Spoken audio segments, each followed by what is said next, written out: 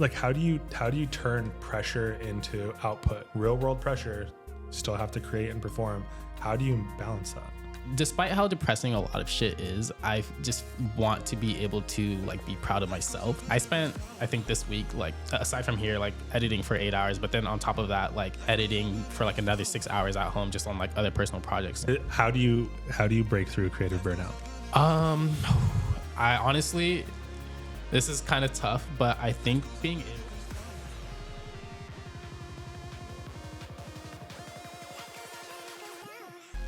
Welcome back to another episode of the FRW Podcast. Today we are joined by the man himself, Noah, our videographer, photographer, all things creative extraordinaire. Noah, welcome. Hello, thanks for having me.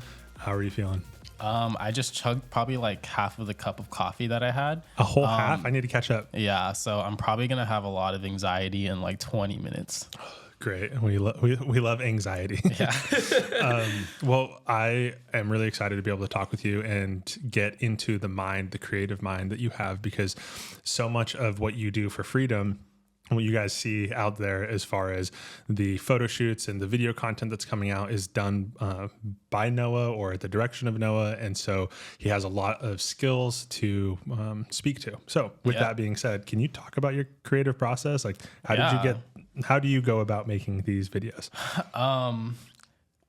It's hard because I feel like there's so much to really just like dive into when it comes to like the creative process. But when it comes down to like making videos for like Freedom, it obviously starts not just with me, but like with the team. So like our whole social media team will literally just like gather around and we'll discuss like types of content that we want to make, what sort of like vision, what sort of mood we're trying to convey. And then once we like dial down like the sort of look and the aesthetic of what like a product needs, we just sort of go from there. A lot of my influences honestly just come from like just social media. A lot of like my interests and what I see on my For You page, even just music in general, like a lot of like music videos inspire me. So I try to like replicate that in a sense, obviously not like a direct copy, but replicate it and then just like make it our own style and make it in a way that's like profitable and something that like we can sell. Yeah, no, and I think that you've definitely hit an awesome balance between understanding what the brand needs and then sort of what creative expression can look like. There's sometimes a friction there because if you just go full creative, it might not necessarily be the focus like a brand. So I think you do a good job of that. How did you get started with videography in the first place, and photography? Like, how did you get to where you are today? I honestly, like, I've always been like just a photo kid. I remember when Instagram first came out, I think I was in like middle school and I first got my phone. I went to Legoland and I literally took pictures of like everything, like the statues, the characters, the people. And I remember spamming my Instagram feed and everybody hated me for that for like the next week because like their entire feed was just me at Legoland.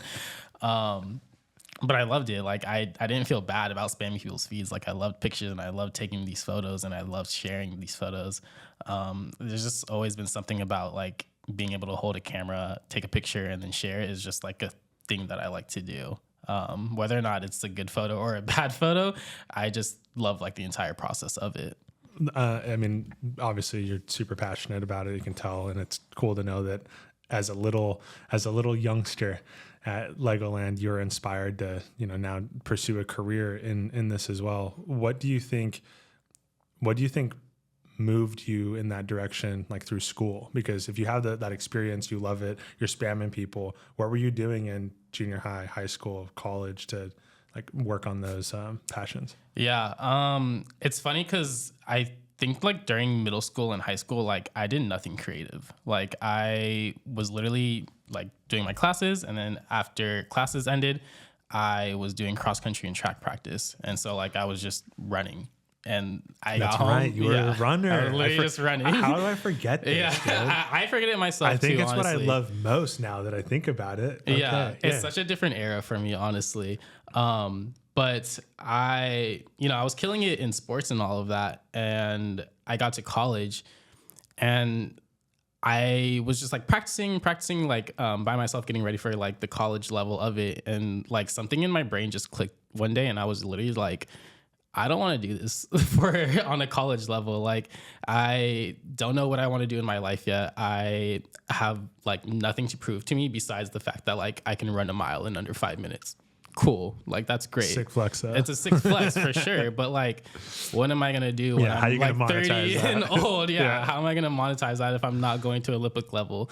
And like, don't get me wrong. I very much had a lot of goals for that, but like, I wanted to carve my own path. Like, I didn't want to be like, oh, that's the kid that can run fast. Like, I did not like that for myself, and I didn't like that label. And I feel like once people start putting me with these certain types of labels, I am like, I need to break that and I need to get away from that. So because of that, I didn't drop out of college, but I did drop out of doing sports in college. And so half dropout. Yeah. It very much upset a lot of people, but I was like, just trust me on this. Sometimes you have to do that. Yeah. You got to do what's right for you. Yeah. I literally just had to cross that bridge for myself. And through that, I was able to just like really just try a bunch of new things out. And I was like, I really loved photography. I love looking at music videos in my spare time. I literally go on YouTube and like binge watch like music videos from like all these different artists and just like see how it's made. And I love that. Yeah. And I was like, I really want to do that. So I just literally just started doing it with my phone. I started doing it with like my DS, even just like recording music videos off of that, and just like stitching it up. Even when I was like 8, I would make like little stop motions with my Legos, and like I think just all of that combined, it was just like, yeah, I think I should really just push for this. Yeah. It's funny how when you look back at the things you did when you were a kid, it's almost obvious well, this might not be for everybody, but in many circumstances, it's like, wow, I really should have been thinking about this career path because it was the thing I was doing when I was a kid. Yeah. I literally think about that like on my drive home a lot. Like even just last night, I was like, if I started doing this when I was like in middle school, like who knows what I could have been doing right now, you know, like I don't know. It's just so much to think about. Obviously everything happens for a reason. And I'm like, I wouldn't change anything, but I'm just like, wow, like maybe if I just pushed to do a little more photography in high school instead of just focusing on like running my mile split. That's funny. I mean, I can relate in regards to, you know, obviously playing college sports. I didn't drop out of the college sports, but it was tough to get me to go to class. That's for sure. There is something to say, you know, as I look back in my earliest years, I was always selling things. I was selling candy bars as early as on the playground. Dude, in second grade, my nickname was Moneybags Minkus. My nickname was Moneybags Minkus. I would buy these chocolate bars at lunch. Oh, they're so tasty. There's this big tray of chocolate bars that they would have at lunch, and I remember I would just like get up out of my chair as soon as I could to get to the front of the line so I could get into the. Well, first I just loved the chocolate bars. I loved them, but wait, what chocolate bars were they? They were like baked by the lunch ladies, so they. To this day, I still try to find things that are like similar to it. I haven't found anything that's quite as good as what I remember them to be, but you got to make them kind of like an oatmeal base with a little like thin layer of chocolate on the top. And then I would like scrape the chocolate off the top. And the point is that I would run up to the front of the line and I would buy these and I would eat some for myself, but I realized that it would always sell out. And then people would still want it. And I was like, oh, okay, well, if I just buy more than I'm going to have, I could sell some to the kids who are at the back of the line. Dang. Mike's flipping chocolate bars. Chocolate bars and all that stuff. Yeah. And it was really cool and it worked well. And, but then the lunch ladies or the school staff started to say like, you can't do that. You can't take you can't go up there and buy 10 of them, Mike. Like, sorry, you know, kids are running out. And I was like, all right. So they limit us, I think, down to 2. And then with 2, I could buy 1 and I could still sell 1. And I realized that you could do, that's when I started to learn about like, first, like the government. It's like, all right, well, there's regulations. People are going to place rules. Yeah. And then I learned about interest in the sense that if someone was going to buy something or they didn't want to buy something or that they wanted to buy it and didn't have the money for it, you could, you know, say like, oh, well, I'll sell this to you, but if you don't pay me tomorrow, like doubles every day. And there was like absurd interest rates as a kid to think about. Yeah. So then I would run around school when someone would pay me and I'd have all these coins in my pockets because they would have paid, you know, for the chocolate bar they ate 5 days ago and they were paying like $2. Yeah. I didn't realize how ridiculous that was. That's pretty like high level thinking, I feel like, for somebody that exactly. age. But no one was telling me like, oh, hey, maybe you should consider business. It was totally different. So I relate to that in a big way, that I can imagine a little Noah running around just like capturing those moments. Yeah. Do you think that from your skill level, looking back then to now, I know you said like, oh, if I had started earlier, what could have happened? Do you feel like there are some things that you kind of have to learn at a certain age, or do you think you can still learn those things? Is it like the way you see the world, or? Yeah, I would definitely say maturity probably is like a big factor in like just how I operate when it comes to like photography and videography. I think for sure, just from like a business standpoint alone, like I wouldn't have ever thought of like how to market photography or videography to like anybody, whether it be like an artist or a friend or a family. Like as a kid, I wouldn't have cared for that at all until I like needed to start working, you know? Yeah. I definitely think paying rent has a lot to do with needing to, I like figure out how to operate in life and just like having those like adulthood responsibility. So I definitely do think like me as an adult learning this now is definitely would have been way different than like me as a kid. Other than that, I did see a stat recently that said that the average American's now paying like 42% of their wages towards rent. Like historically, it's like somewhere between 15 to 20%. Yeah. So it's like especially in California, a significant like high, just ding, ding, ding, ding. This has only been, it wasn't like this 10 years ago. Yeah. It was not like that. Right. So I can understand that pressure. Do you think that, like, how do you turn pressure into output? Because I see you come into work every day, and this is for like other creatives too, trying to figure out how to optimize their process. Real world pressure, still have to create and perform. How do you balance that?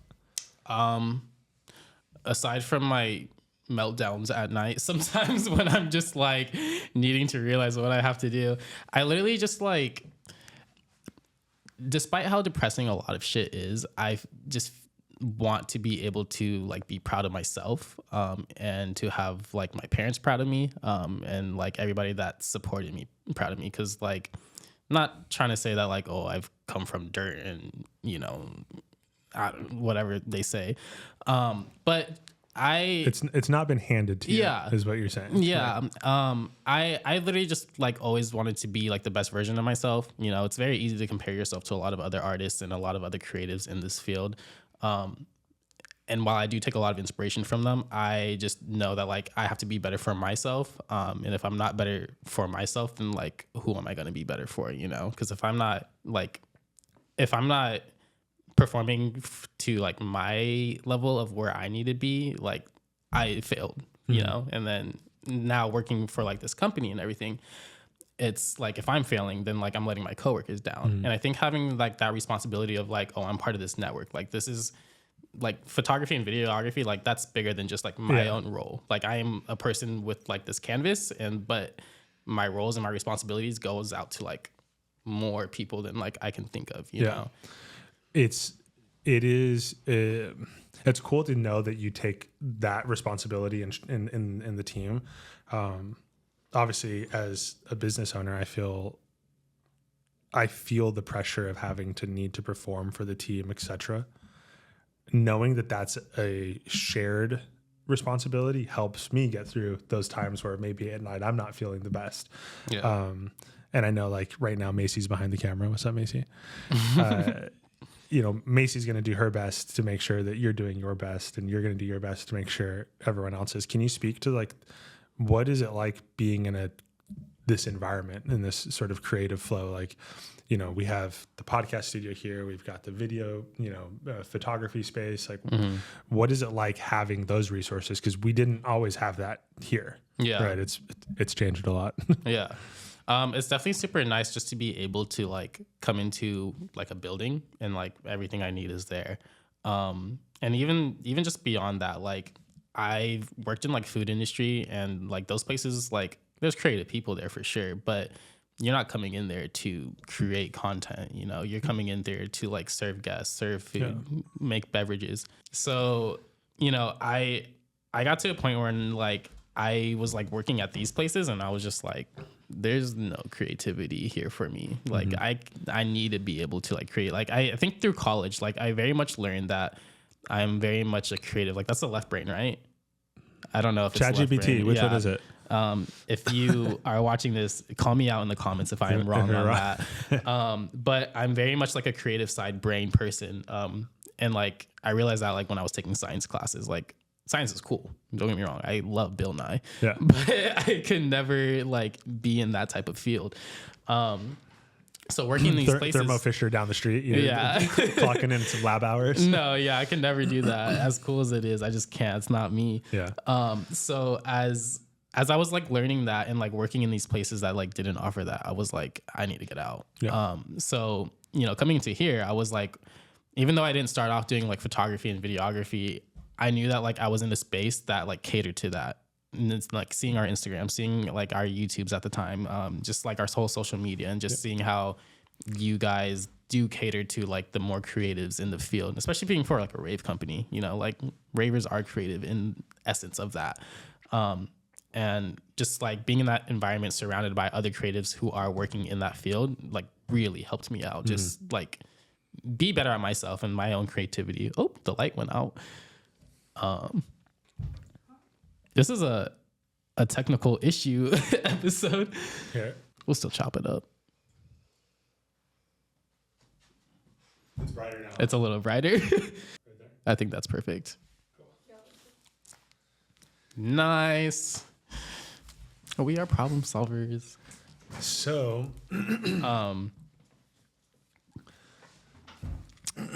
but yeah, being able to like from that and just like come and like collaborate on like ideas and like see what's trending and see what we can do creatively with like our products. It just really helps me just be a better creator overall. Like I'm able now to come into work, do my dope creative shit, make photos, make videos, and then still go home and then like do more creative stuff and like just keep that drive going. Yeah. And it's like such a nice cycle once you like start getting into it. Have you ever felt creative burnout? Oh yeah. Yeah. Plenty times. How do you break through creative burnout? I honestly, this is kind of tough, but I think being able to like make your own projects, and like do outside work other than like for yourself. Mm-hmm. Like for me, I'll come into work and we'll have photo shoots, and like January was like a perfect example for this when I was starting to feel burnout, when we were just having like photo shoots after photo shoots after photo shoots. And like, don't get me wrong, like I'll push through it and like I'll still like perform and like try to get out the best content that I can. Mm-hmm. But then when I get home, like at that time, like I just didn't want to do anything. And I had like music videos to make for my friends. I had photo shoots that I had lined up, and like I just wasn't getting to it at all because I was spending like so much time here. And part of them relying on me like helped push me to be like, okay, like no, like somebody wants me to like make art and like they want to see me make this art, so I have to do it. But once you start getting into that rhythm of like sort of like breaking out of your norm for how you edit and how you create, it really just helps you like have an open minded on be like, oh, I'm creating something different. This is cool. How am I going to apply what I just did differently to like what I'm doing regularly for work, you know? So like for me, I learned a lot of new aspects in editing, doing my own photo shoots like outside of work, and whether it be like a grad photos, whether it be like creative portraits down in San Diego, whatever it may be. The things that I do differently in there, I like end up applying to here, and just being like this whole like brain wave of like just new techniques and new just new ways of like just creating. And in that, when like those moments click for me, it really helps me like just push to be more creative, because I'm like, wow, like I had a cap and now like my cap is like further than what I originally thought it was. Yeah. There's so many things in that experience that are, I think, really helpful for people to understand. As a real firm believer in the power of language, I think that being able to just repeat to yourself that those limits that might be perceived, sometimes you're conscious or unconscious of what the limit might be. So sometimes your body tells you there's a limit, and your mind says there isn't. And sometimes your mind says there's a limit and your body doesn't. And finding a way to synchronize both the belief of the physiological aspects of yourself as well as the mental clarity required for success is really helpful. Yeah, I think like just to add on top of that, like those moments are great and everything. But like, even then, like if you are in a creative burnout, like it's okay to rest. I think as creatives, like sometimes we get hard on ourselves for not creating every day. And sometimes like I just have to like do my work here and then go home and then just like rot in my bedroom and like not touch any like any work whatsoever. Obviously don't let that become like a habit. Yeah. But it's good to take those rests and like have your brain like relax a little bit. Like I spent, I think this week, like aside from here, like editing for 8 hours, but then on top of that, like editing for like another 6 hours at home, just on like other personal projects. And like next day I woke up with like a huge headache and I was like, well, duh. I was staring at screens all day and editing. Like I didn't let my brain relax.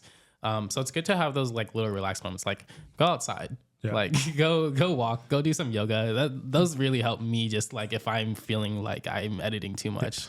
Give yourself permission to take a break. Yeah. Now, what's interesting about that is that I think if you analyze what is the internal monologue of those moments when you're thinking, oh man, I'm just sitting here on the couch. I really shouldn't be. I should do this other thing. Man, I suck today. I'm not good today. That's what I mean with the power of language. Yeah. If you enable yourself in those moments to be like, I'm cool here, then you're not repeating that negative track. And I think that it is not a guaranteed success to speak that kind of positivity into your life, but it is almost a guaranteed failure if you are rooting against yourself in every moment. Yeah. It's cool to know that you're optimizing that piece. I think everyone does. I think all high performers are constantly dealing with like how to minimize that negative internal chatter and like really optimize the positivity.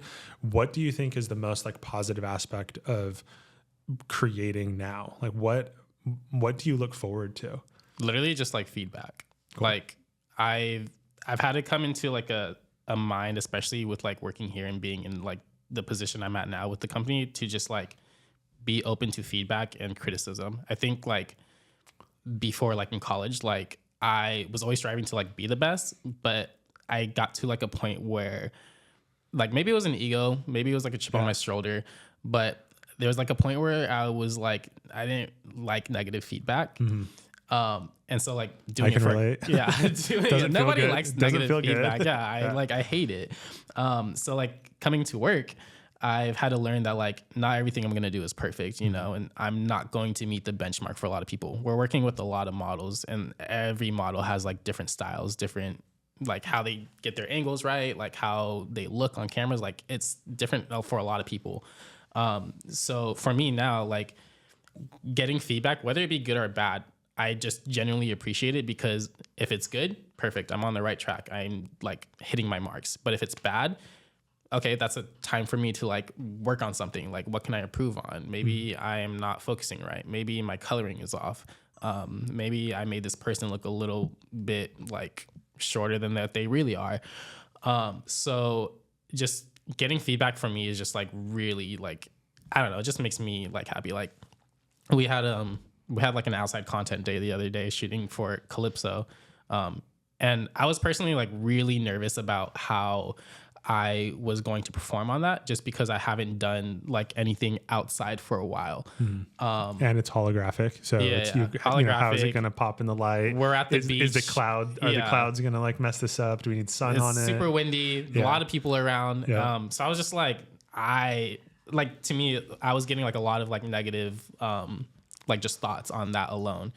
And I had to try to silence it as best as I can, but you know, I did my thing. I uploaded the photos, I edited them.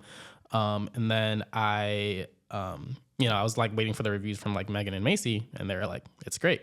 And I was like, cool. Thanks, Macy. All my negative thoughts I had is like erased now, you know? So that to me, like it really does go a long way. Cool. Yeah. I mean, feedback is so helpful when it comes to ego. It can get in the way for sure. And I've always found that it helps to take a step back and be like, okay, if there's someone in a position that I would want to get to, you know, how much experience do they have?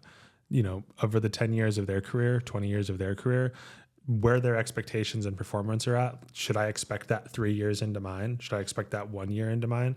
As a company that has typically hired people earlier in their careers rather than later in their careers, that idea of patience really comes into play. You know, like, listen, I've been building this business for 10 years.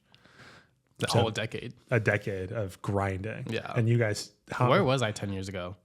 26, 06. I was in high school. You're in high school? Yeah. Yeah, you're not at Legoland. I probably still would have been at Legoland. Yeah. You know, you guys see how much we put in. Like, we work a lot. And we have the company to show for it and an awesome team to show for it. And it's a nice podcast. Right? Hey.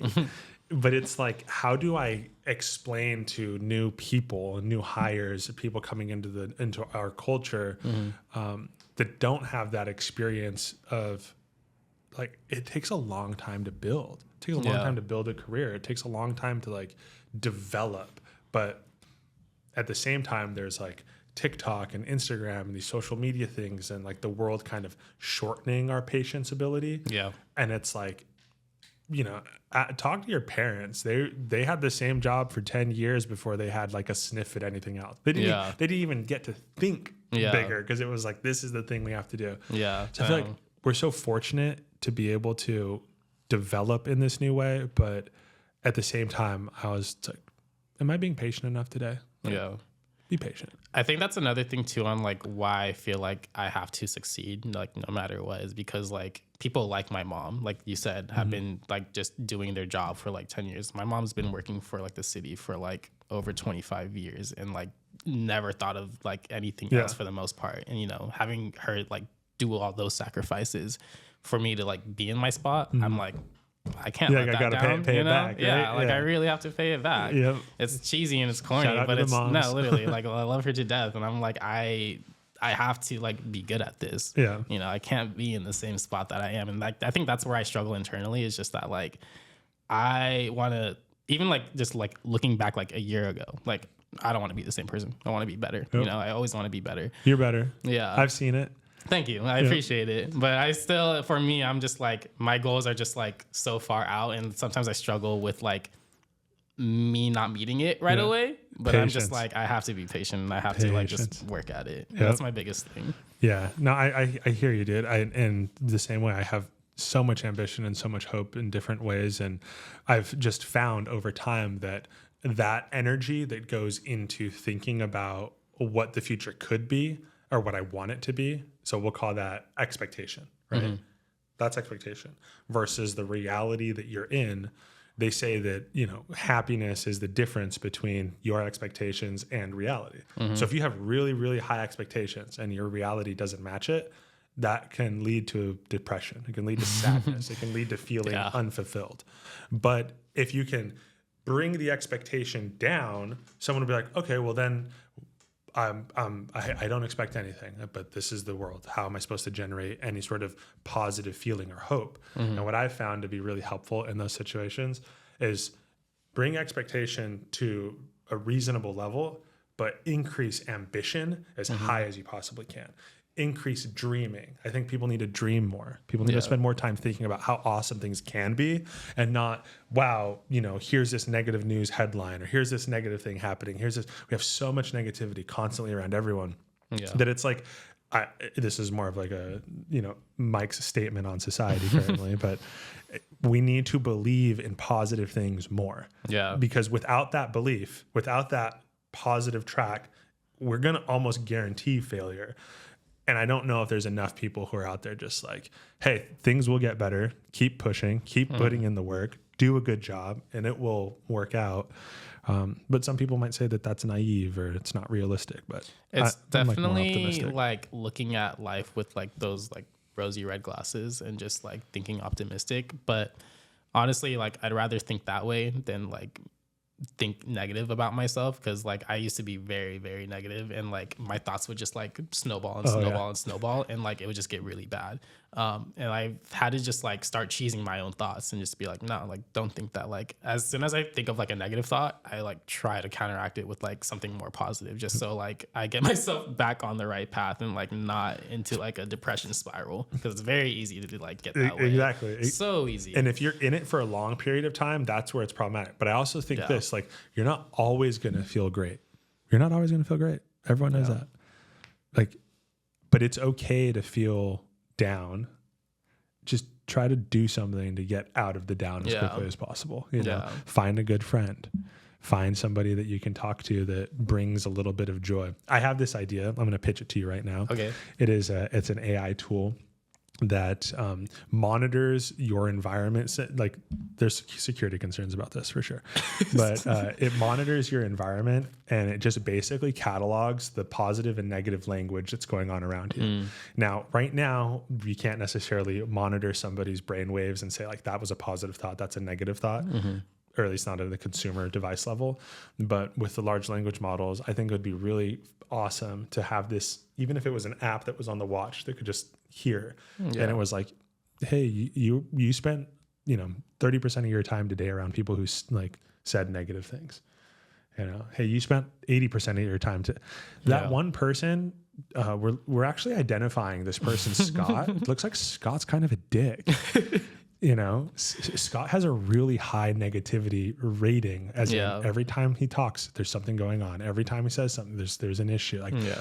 Because sometimes your environment plays a huge part of success. Yeah. Anyway, that's my AI product pitch.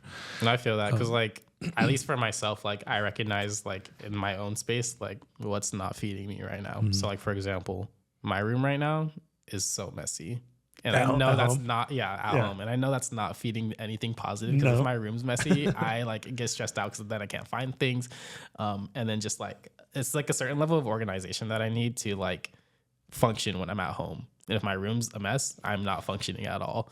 I agree. It needs to be clean. The worry goes into that. Well, it's interesting. I think, is there anything for creatives who are looking to either start working with a brand or, maybe starting their own brand, be a creative and sort of an operator? What would you recommend they do when they're trying to communicate a compelling piece of product video or product photography to an audience? What are some tips? I would definitely say don't be afraid to have your personality shine through any artwork that you do.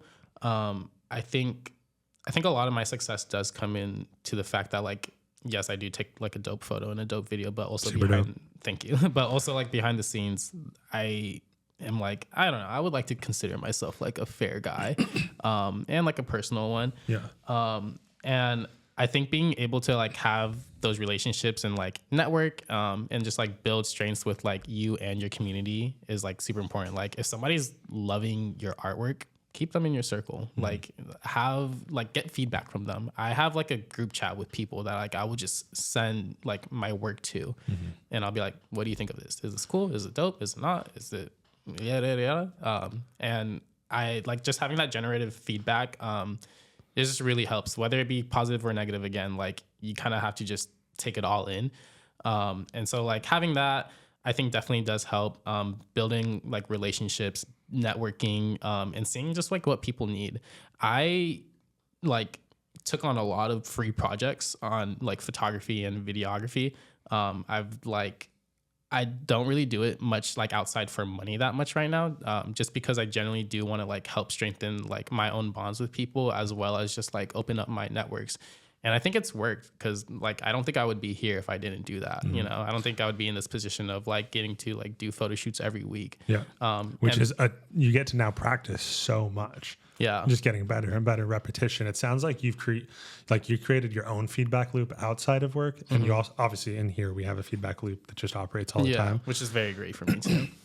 That is a really, I think it's insightful, because if you are, this is kind of a key. If when you go home from the work that you're doing and you find yourself still improving your craft, I think that's a good signal that shows that it's part of the thing. It's you care enough to want to get better at that thing, because you can guarantee, sure as shit, in any industry, in any profession, there is somebody who is working their ass off after hours, grinding to figure out what's the next new this, how can I improve this piece? And they're obsessed about it. And I think in order to be successful, you have to be obsessive if you want above average returns. Otherwise, if you don't want above average, you want to just do the thing, then do the thing. It's chill. But obviously, I know that you have high ambition there. Models. What can a model do in order to make a videographer or photographer's job easier? Ooh, Speaking directly to all the models out there. Thankfully, a lot of the models here are just like great. I feel like I don't really need to do much, if I'm being honest with you, within like the work environment. But those are like models that like we are seeking out and who are already like content creators and like grinders at work, you know? So when it comes to like my own friends that I have to do projects for, I literally am like, if you do not feel confident about yourself, if you do not feel good about yourself, if you're coming into like a photo shoot or a video shoot and you're having a lot of doubts about like how you look or like what's going on, it just might not be the day to like make content. And that's totally fine. Like we're all going to have those days.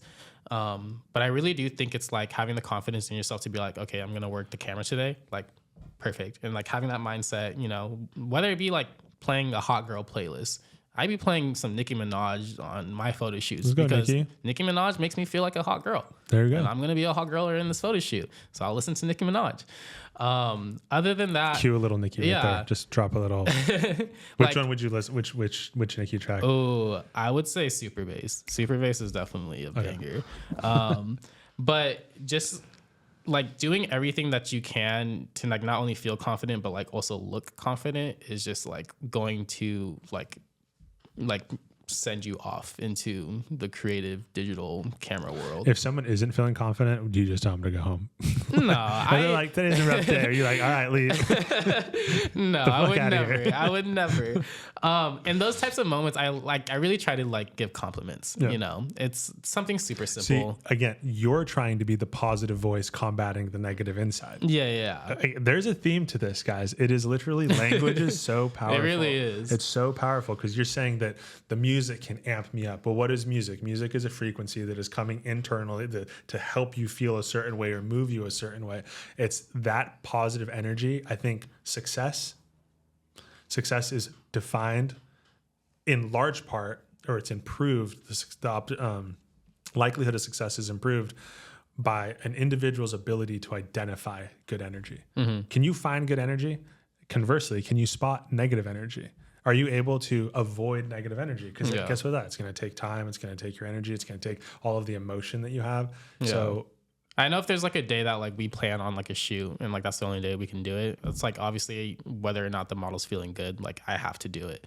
But those like just those little like reminders like, oh, like you look great today. Or like for me, actually like a more direct example, I will literally take a photo and if I know it's good, I will show my model and I'll be like, yo, like you look good in this, you know? And I'll be very like open to just showing the next one and eyes closed. And you're like, we're not gonna look at that. We'll skip through that. We'll skip through those ones. But if like there's like a certain set of like photos that are really good, I will show my model and I'll be like, look, like this is what you look like in front of the camera.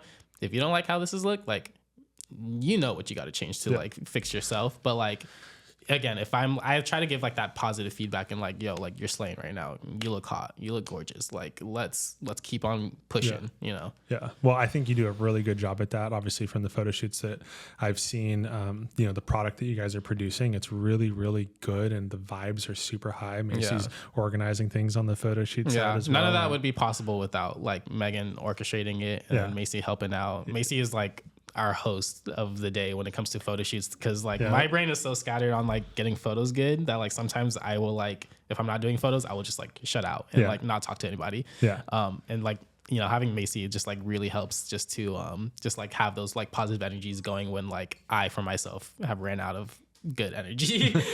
Yeah, I mean that's part of it, right? It's finding the energy, it's knowing how to recharge and figuring out what is my responsibility. And if you take the personal responsibility path that is, you know, my battery's low today, what can I do to recharge that? It's my responsibility. If I need to be around someone else and borrow from their battery, then it's great to be around someone who's giving in that sense, right? Yeah. I try to view myself as like, you know, essentially being a surplus of energy to be like, hey, Noah, how are we doing today? Like, let's crush it. Do you need anything? And sometimes I feel bad because I will like be in my headphones, like listening to music and be like, I'm working right now. You know? Dude, if you're locked in, stay locked in. Yeah. We need those videos. Soon. Yeah. The deadline's right now. Hey, Noah, can you make this for me? When do you need it by? Yesterday. As long as I know when I need it by, that's all that matters. No, I appreciate it. I'm hopefully the audience was able to take some of those insights from you, and we'll do more. We'll do more deep dives, talk about maybe more specific things around the cameras that you like to use or the things that you've had experience with there. Yeah. If anybody in the comments wants anything answered, any questions, feel free to like just comment that and be like, no, what did you eat for breakfast today? Even if it's just that, I'll answer it. Yeah. I'm on the YouTube. I'm watching you guys, what you comment. Yeah, so let's make sure to ask him that. Yeah. I actually am curious. And yeah, same thing for any additional insights, questions. We'll be doing more content like this so that we can share what's going on at Freedom, and also so you guys know what the people who make this brand possible, what are they thinking about? What makes them? Yeah, there's a lot that goes behind the scenes rather than just like taking photos or posting in a reel on Instagram. Like it's very calculated, which has in turn helped me become like a better social creator for like my own pages. Like I never really viewed myself as like an influencer or like a social media manager, but definitely like being in the space has like pushed me to be that. And there's a lot that goes on into it. Yeah. There's so much, and I feel like people will just open up Instagram and be like, that's a cool video, and then scroll by it. But like, there's so much more that goes into it. Yeah, there's a lot that moves around. So it's it's cool. Obviously, we love having you on the team, and I think that the rest of our creative like limit is I can't see the roof of it. So like both physically and mentally, I know that we're going to achieve some really great things. So yes, it's cool. Well, thank you guys for watching another episode. Thank you. Have a wonderful rest of whatever day or night you're tuning in. Slay. Macy, do you want to press the button? Nice. It's just like a little, it'll be like my little outro. Yeah. Yeah, do it. And then you can turn it up. Yeah. And then that's the title screen. And then we go out. Sick.